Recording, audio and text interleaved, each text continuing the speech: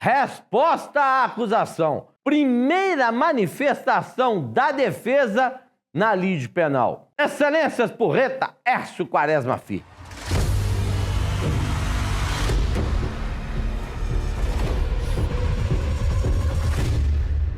Quero aqui discorrer com vossas excelências sobre esse tema de absurda relevância na condução de uma defesa num processo de um crime doloso contra a vida. Inquérito policial ultimado, relatório apresentado, remetido para o juízo, encaminhado ao Ministério Público, denúncia ofertada. O juiz recebe, desde que preenchidos os requisitos do artigo 41 do Código de Processo Penal, e determina, nos moldes do artigo 406 do mesmo digesto processual, o quê? A citação do increpado para fins de apresentar resposta à acusação. O que teremos que aduzir? Vamos lá. Detalhe. Gostando do conteúdo? Inscreva-se no canal, compartilhe e siga para que você venha a adquirir autoridade no exercício da profissão nobre de defender o direito, não o crime, daqueles que são alvo de ação penal. Citado o acusado, terá ele o prazo de 10 dias para apresentar a resposta à acusação nos termos do artigo 406, como já dito. Estamos tratando dos crimes dolosos contra a vida. Bem, exclui-se o dia do início e faz-se o cômputo do final. Esta peça é obrigatória. Se o réu, eventualmente, através de patrono constituído, não apresentá-la, o juiz nomeará defensor dativo ou público para fazê-lo. E vamos aqui entender. Relevância desse articulado, que, volto a dizer, é obrigatório. As exceções que, eventualmente, você venha a detectar, como, por exemplo, a questão do local do delito. Aquele juízo é manifestamente incompetente. Uma suspeição que deve ser levantada. Procuração com fim específico para tal desiderato deve ser apresentada numa peça que será distribuída em apartado para fins de que desloque-se a competência daquele juízo para outro. Então, no prazo da resposta à acusação, de forma apartada, você manejará uma exceção de incompetência, de suspeição. De outro norte, num articulado jungido, juntado, colacionado à própria lide penal. Primeiro, alguma nulidade você verificou quando o exame do processo? Por exemplo, uma interceptação telefônica na cautelar que não tenha sido devidamente fundamentada a ordem para tal desiderato. Você deverá alinhar isso em sede de preliminar na resposta à acusação. A outra, até primeira, a inépcia da denúncia. Se aquela narrativa não faz pormenorizadamente a identificação da conduta do seu assistido. Então temos aqui só aí 2 preliminares. Outras questões podem surgir e aí sempre falo, primeiro, conheça a verdade, segundo, conheça o processo. E na seara meritória, o que eu penso? O que eu faço?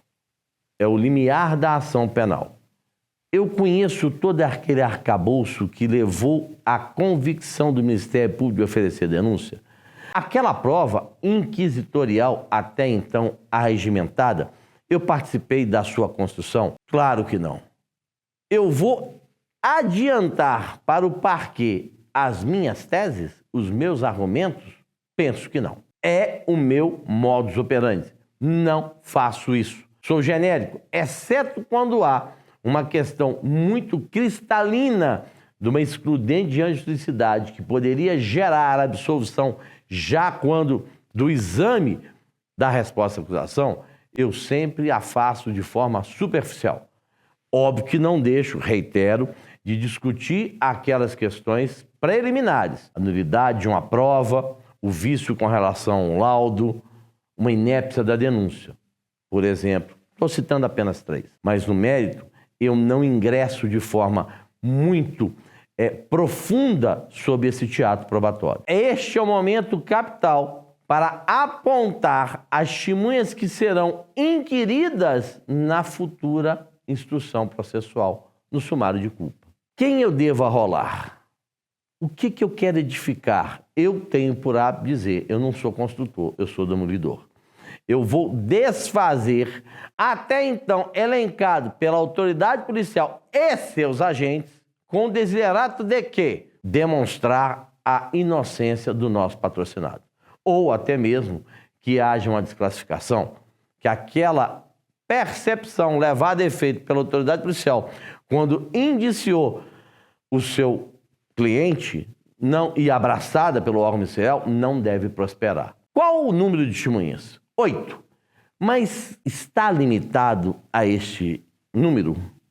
Nós temos entendimentos, até do Supremo Tribunal Federal, que asseguram a seguinte garantia: 8 por fato. Então, se você suporta uma acusação de homicídio e ocultação de cadáver, ao revés de apenas 8, você teria 16.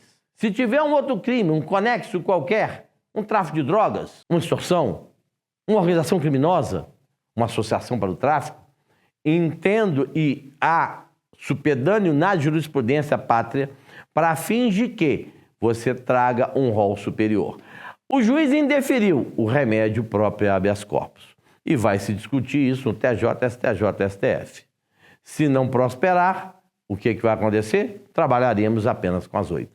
Mas a nossa percepção é que dentre as pessoas a serem ouvidas, trago aquela questão de que algumas dessas testemunhas eu devo buscar no rol ministerial. Pergunto-lhe, já aconteceu com você algum caso dessa natureza? Comente, deixe aqui a sua observação para a gente poder interagir. E não perca a oportunidade de seguir o nosso canal. Compartilhe ele também.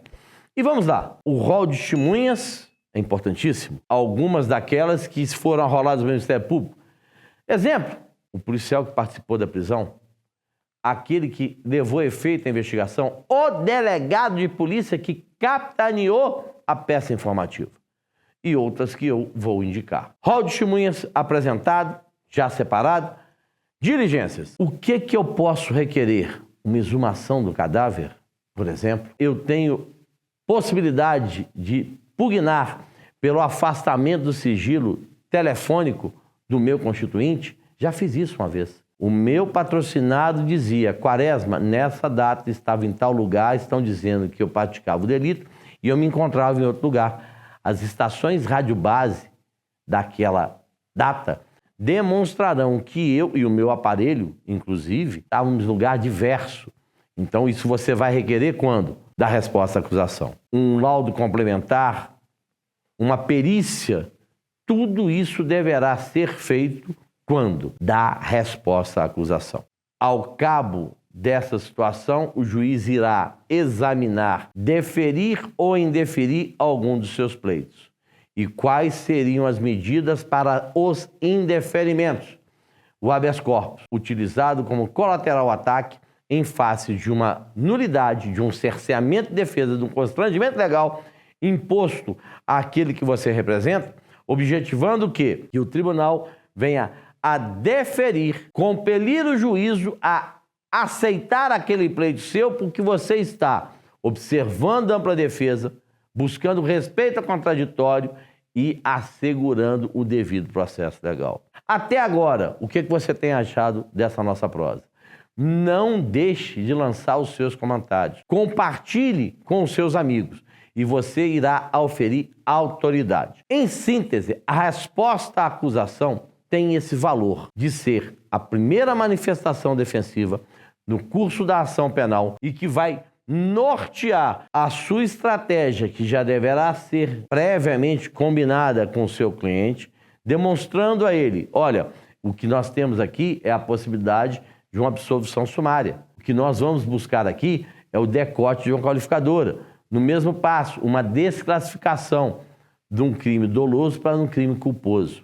Um dolo eventual no crime de trânsito para aquele preconizado, aquela infração penal estabelecida no Código de Trânsito Nacional. Legislação específica. Isso tudo você tem que pensar como forma de estratégia já na resposta à acusação. Espero que tenha gostado desse nosso vídeo. Não deixe de comentar, compartilhe e até a próxima. Outros vídeos estão por vir por aí, viu? Grande abraço.